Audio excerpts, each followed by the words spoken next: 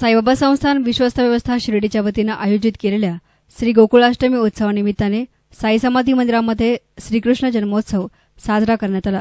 गोकुळाष्टमी उत्सवानिमित्ताने साई समाधी मंदिरातील स्टेजवर दिनांक 26 ऑगस्ट रोजी रात्री 10 ते 12 या वेळेत हरिभक्त पारायण प्रज्ञा देशपांडे पळसोदकर यांचे श्रीकृष्ण जन्म कीर्तन होऊन श्रीकृष्ण जन्मोत्सव साजरा करण्यात आला। या प्रसंगी मुख्य कार्यकारी अधिकारी गोरक्ष गाडीलकर आणि उपमुख्य कार्यकारी अधिकारी तुकाराम हुळवळे, मंदिर प्रमुख विष्णू थोरात, ग्रामस्थ आणि साईभक्त मोठ्या संख्येने हजर होते आणि त्यानंतर श्रींची शेजारती संपन्न झाली।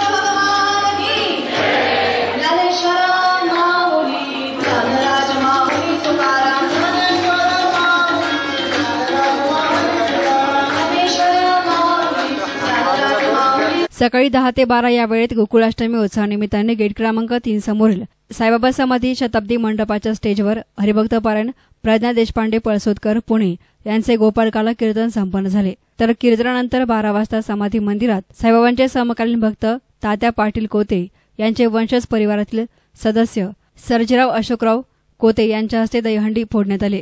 याप्रसंगी संस्थानचे मुख्य कार्यकारी अधिकारी गोरक्ष गाडीलकर, मंदिर विभाग प्रमुख विष्णू थोरात, जनसंपर्क अधिकारी तुषार शेळके, संरक्षण अधिकारी रोहिदास माळी, मंदिर पुजारी, कर्मचारी, शिर्डी ग्रामस्थ, साईभक्त मोठ्या संख्येने हजर होते।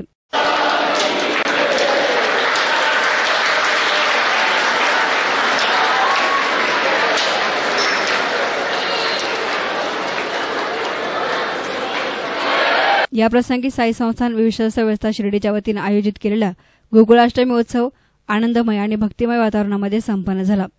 ब्युरो रिपोर्ट, एहसान मीडिया, शिर्डी।